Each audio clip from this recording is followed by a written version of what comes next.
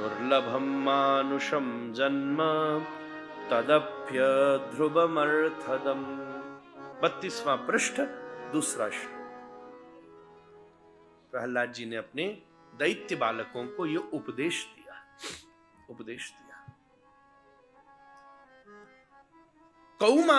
कौमार आचरित प्राज्ञ। कौमार अवस्था में ही आचरण करने से प्रज्ञा की प्राप्ति हो जाती है। देखो, कोई तार, जैसे वायलिन भी है पिंटू दादा का, ये तो इंटरनेशनल कलाकार हो रहे हैं, तो किसी का तार, अब किसी वायलिन या वाद्य के तार बहुत ज्यादा ढीले हों तो उसमें संगीत नहीं निकलेगा, और तार बहुत ज्यादा कसे हों तो बजाते ही टूट जाएगा। क्यों होगा ऐसा? तो कसने में चलेगा, तेज कसने में चलेगा? हाँ, टूट जाएगा। हाँ, टूट जाएगा। पिंटू दादा कह रहे टूट जाएगा।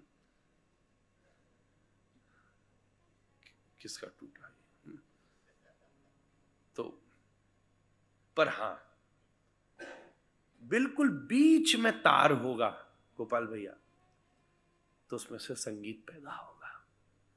ऐसे ही जब हम वृद्धावस्था में होते हैं तो हमारे तार भी बहुत ढीले हो जाते हैं। जब हम युवावस्था बचपन में होते हैं तो हमारे तार बहुत ज्यादा कसे होते हैं। पर युवावस्था में जीवन के सितार का तार इतने बढ़िया अनुपात में होता है कि कोई बच्चा भी छू दे तो संगीत पैदा हो जाएगा। उसी प्रकार से बंधुओं, जैसे जीवन के सारे सुख लेने की अवस्था युवावस्था है, मैं आपसे सत्य कहता हूं, भक्ति का भी सुख लेने की अवस्था युवावस्था है। कहां जाओगे? वृद्ध होके जाओगे कुंभ में? हाँ, विल लिख कर जरूर जाना फिर। हाँ, पता नहीं लौटे नहीं लौटे, इतनी ठंड में लगा त्रिवेणी में डुबकी, गई मैया, सीधा मिलेंगे गंगा सागर। हाँ? राधा रमण जी, अब बिहारी जी दर्शन करने जाओगे टूटे मूटे शरीर से? हाँ? रोज सी घटना सुनाई देती। खैर, सौभाग्य की बात है वो भी, हमने वीडियो देखा, अति वृद्ध माता पहुंच गई भीड़ में और उसकी हृदय गति रुक गई, मंदिर में चली गई। ये वैसे भगवत कृपा है, बिहारी जी के सामने किसको जाने का अवसर मिला। पर हम दूसरी दृष्टि से देखें तो ये सब व्यवस्था अपन आप युवा बैठ के देखो, उसका अपना आनंद है महाराज। और अपने हिसाब से उसको वो जीवन में आचरित कर सकते। हमको पता है, टिवरेवाल जी इस बात को जानते, इसलिए पहले दिन इनने एयरपोर्ट से लेके अपने तक भैया को हमारे पास छोड़ दिया। बोले महाराज मुझे पता है आप कैसे खुश रहोगे। हाँ, सही बात है। कौमार आचरित प्राज्ञा। प्रहलाद जी ने यही उपदेश दिया कि अभी समय, आओ बैठ के कीर्तन करें, आओ बैठ के धर्म चर्चा करें, आओ बैठकर अच्छा काम करें। ये सब देखना शुरू हुआ एकदम से महाराज।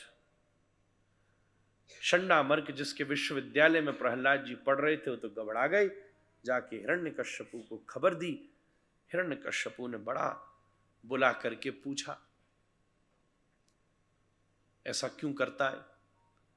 तब तीसरा श्लोक 32वें पन्ने पर देखिए, प्रहलाद जी ने कहा, तत्साधु मन्ये सुरवर्य देहिनाम सदा समुद्विग्न देहामसग्रहात् हित्वात्मपातं ग्रहमन्धकूपं वनं गतो तद्धरिमाश्रयेत।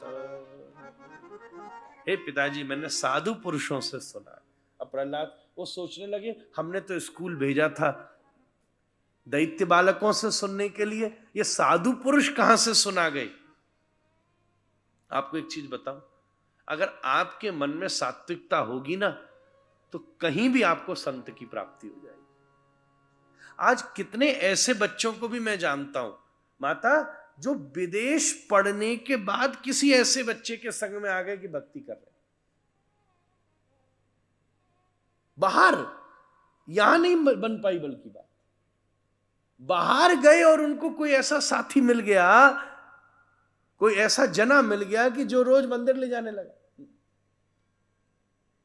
मेरे कुछ परिचित बालक हैं, बाहर पढ़ने गए, उनके 2-4 फ्रेंड बन गए, वो बोल के आए कि भाई भारत आओ तो वृंदावन आना, अपने साथ वृंदावन पहली बार लेके आए।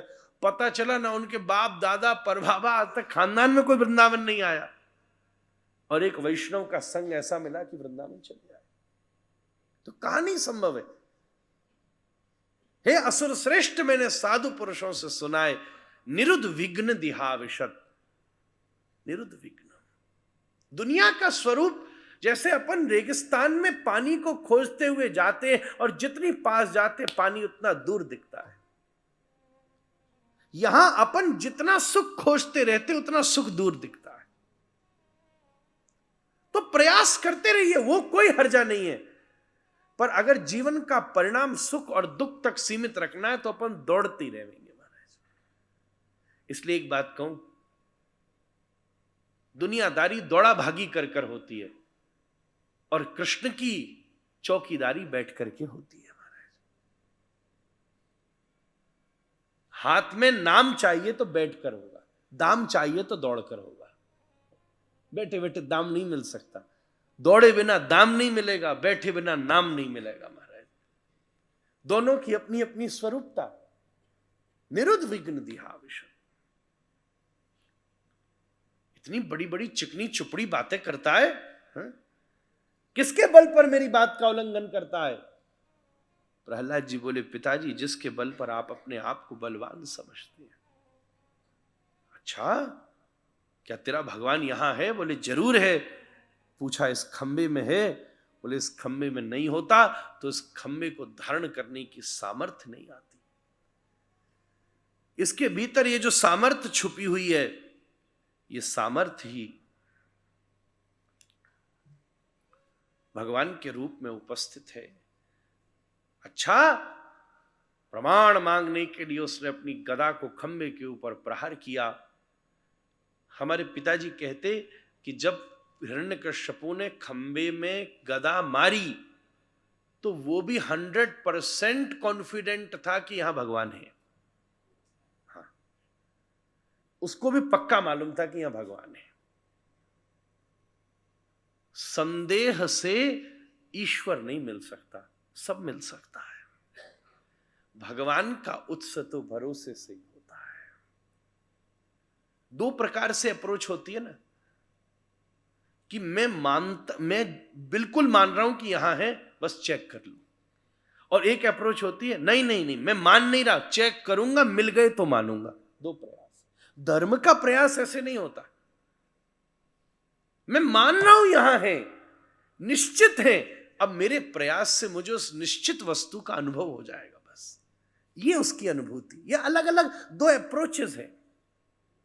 एक संदेहात्मक वृत्ति है और एक प्रज्ञात्मक वृत्ति है। प्रज्ञा का अर्थ ही है ये बिल्कुल निश्चित है, पर है कि बस मुझे मिल जाए जो निश्चित है, पक्का है।